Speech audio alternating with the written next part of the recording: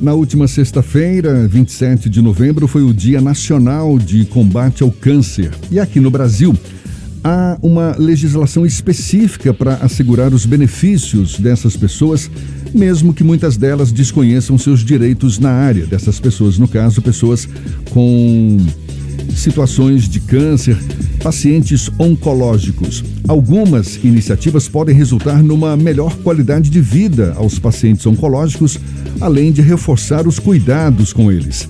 É o que a gente vai saber melhor agora, conversando com a médica oncologista Samira Mascarenhas, nossa convidada aqui no Isso é Bahia. Seja bem-vinda. Bom dia, doutora Samira. Bom dia, muito obrigada pelo convite. Prazer todo nosso, muito obrigado também por aceitar o nosso convite.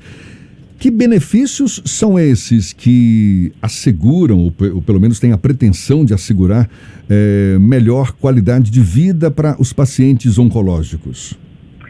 Olha, esse é um ponto de bastante interesse, porque como você falou, muitas vezes os pacientes eles desconhecem quais que são os direitos dele quando ele tem um diagnóstico de câncer. Vale ressaltar que essas informações elas estão amplamente divulgadas. Hoje em dia a gente tem fácil acesso à internet, existem algumas ONGs que assessoram os pacientes em busca desses direitos. Mas, assim, os mais importantes e que a gente sempre reforça, por exemplo, os pacientes que fazem cirurgia de mama, eles têm direito a uma cirurgia de reconstrução, né? Existem alguns impostos que os pacientes podem ter isenção, né? Por exemplo, a gente tem possibilidade de isenção do imposto de renda. Em alguns municípios tem isenção do IPTU. Alguns pacientes que têm deficiência em membros superiores ou inferiores têm facilidades para comprar automóveis, né, com isenção de impostos também, né? Existe também a possibilidade do paciente fazer o saque do FGTS, o PIS/PASEP. Todos esses direitos eles são garantidos por lei e o paciente ele deve procurar as instituições para que esses direitos eles sejam atendidos. Isso, de certa forma, vai ajudar o paciente. A gente sabe que é um momento de muita dificuldade, né? Você está diante de um diagnóstico, a vida muda, muitas vezes você precisa se afastar do trabalho, isso impacta eventualmente com necessidades de compra de medicamentos, ou às vezes pessoas que têm uma estrutura que necessitam de cuidador. Tudo isso ajuda com que essa parte financeira, de alguma forma, ela seja mais leve. Outro direito bastante importante que no Brasil foi uma grande conquista é a lei dos 60 dias, né? O paciente que tem diagnóstico de câncer, ele precisa iniciar o tratamento dentro desses 60 dias. Óbvio que a gente batalha e quer que realmente esse tempo ele seja cada vez mais encurtado, mas ter isso numa forma de garantia de lei já faz com que o paciente realmente possa sentir uma segurança do início do seu tratamento e uma busca para isso. Isso é uma coisa bastante importante. São direitos assegurados em lei, não é verdade? Agora, os pacientes oncológicos, eles precisam, por exemplo, de um advogado para garantir o cumprimento desses direitos ou não? Simplesmente, por exemplo, me parece que há também a possibilidade de contar com medicamentos gratuitos, não é? Por meio do SUS. Ou seja, para colocar em prática esses direitos, qual o caminho? Na sua grande maioria das vezes, não vai precisar nenhum tipo de judicialização. Essa normalmente é uma demanda de exceção, né? Na sua grande maioria das vezes, o paciente ele pega um relatório médico, o médico assistente ele fornece um atestado que a gente já tem hábito, né, de prever, por exemplo, no próprio relatório, o tipo de relatório específico contendo a lei, e o paciente ele vai buscar a instituição correspondente. Então, por exemplo, no caso de medicamentos gratuitos que são garantidos pelo SUS, os medicamentos eles são disponíveis, existe uma portaria, ele deve buscar a secretaria do seu município, né? No geral, as unidades básicas de saúde, isso já vai ter uma orientação, qual que é a unidade que ele deve buscar para garantir esses medicamentos. A lista desses medicamentos disponíveis pelo SUS, existe uma lista de medicamentos e esse paciente ele pode checar se esse medicamento ele está coberto ou não e se existe essa iniciativa. A senhora citou vários direitos aí, por exemplo, o direito ao saque do FGTS, compra de veículos adaptados também, me parece que isso está previsto, isenção de alguns impostos, essa possibilidade de adquirir medicamentos de forma gratuita pelo SUS. São direitos cumpridos normalmente?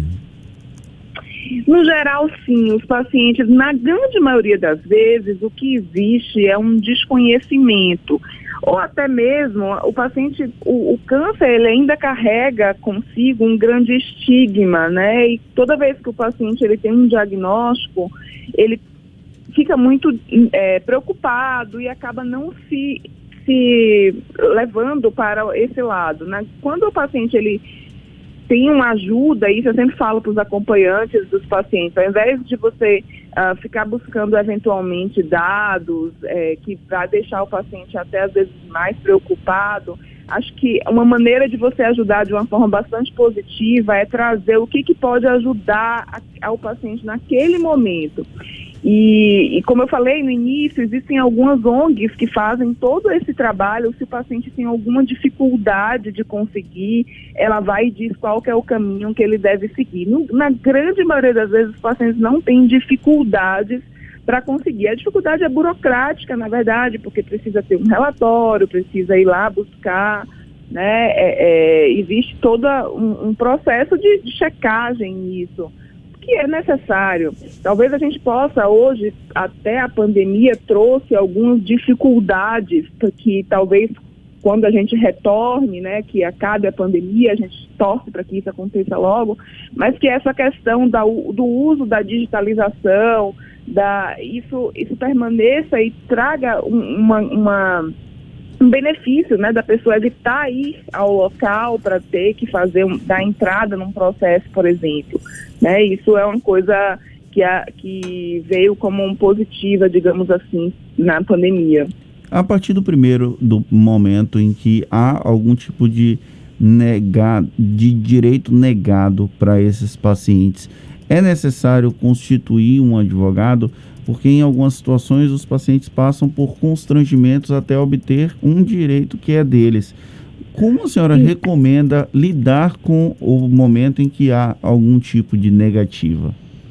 A minha recomendação, no geral, depende da instituição que o paciente está lidando. Então, por exemplo, se ele tem alguma dificuldade com a Secretaria de Saúde, que ele procure a Secretaria Municipal de Saúde, que ele possa buscar o direito dele, se realmente ele não foi atendido ou não, existem ouvidorias para isso, né? E isso, normalmente, o paciente recebe um retorno do que fazer no caso da solicitação não atendida. Uma outra recomendação que eu sempre faço para o paciente, se ele está tendo alguma dificuldade no processo, é que ele busque algum grupo de ajuda, alguma dessas ONGs que fazem todo um processo de checagem e ver se realmente existe uma negativa, se faz sentido para aquela negativa, e esse paciente ele vai ser ajudado, se necessário, se o direito dele for realmente não atendido, a judicialização pode ser uma opção.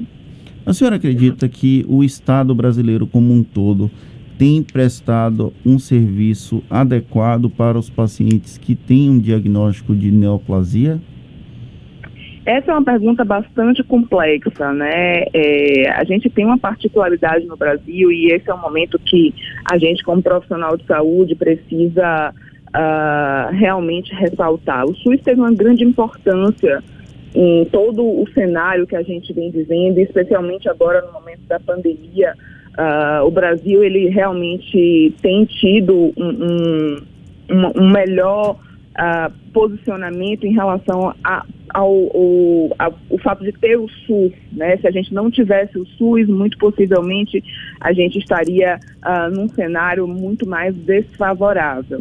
É muito complexo e é muito difícil você estabelecer políticas de saúde em que você possa garantir o acesso à saúde, e ainda mais em oncologia, que existe um grande avanço tecnológico e isso obviamente impacta em custo, né? Então essa é uma pergunta muito complexa para ser respondida, num cenário em que a gente vive, em que a gente precisa fazer uma avaliação de custo-benefício e precisa existir um engajamento da sociedade, do governo, das unidades de saúde, para que a gente possa estabelecer protocolos, né, que garanta o mínimo de assistência aos pacientes. Existe a assistência hoje, ela é fornecida de uma forma integral na unidade, né, em todo o país os pacientes têm acesso, alguns municípios não têm acesso a terapias de alta complexidade, mas eles são encaminhados para as suas cidades de referência. A gente precisa melhorar em alguns aspectos, essa é uma luta de grande sociedade, né, existe uma busca para incorporações de medicamentos pelo SUS e isso vem acontecendo com uma certa frequência, a mobilização da sociedade civil, das sociedades médicas, e isso é bastante importante. Acho que a gente está num processo de melhoria constante. Até porque são muitos os pacientes que não têm plano de saúde, não é? E a gente sabe que, em tese, o Estado deve prover assistência médica, inclusive com base na Constituição Federal. Ou seja, é mais um direito que ele tem assegurado, está ali garantido em lei. A gente está falando aqui exatamente da importância de os pacientes oncológicos não abrirem mão desses direitos. Agora, imaginando aquele paciente que, pela gravidade da própria doença, se sente impossibilitado de se mover em busca desses direitos, ele tem que constituir um procurador ou o próprio médico, por exemplo, pode ajudá-lo na garantia desses direitos? Normalmente, quando a gente tem a situação que o paciente ele tem algum tipo de dificuldade, a gente faz um laudo falando dessa dificuldade, ele coloca algum representante, né, para poder ir representá-lo e em busca dos seus direitos. Isso acontece quando o paciente tem algum tipo de dificuldade de ter acesso aos locais. Tá certo, muito obrigado. Sempre bom a gente falar sobre isso para conscientizar mais, não é, as pessoas sobre seus direitos. A gente conversando aqui com a médica oncologista Samira Mascarenhas. Muito obrigado mais uma vez pela sua disponibilidade. Bom dia e até uma próxima, doutora Samira. Bom dia, muitíssimo obrigada. Tchau, tchau. Se você tem alguma dúvida, quer acompanhar de novo esse bate-papo, vai estar disponível logo mais na íntegra nos nossos canais no YouTube, Spotify, iTunes, Deezer e também no Instagram. Agora 7:17 na Tarde FM.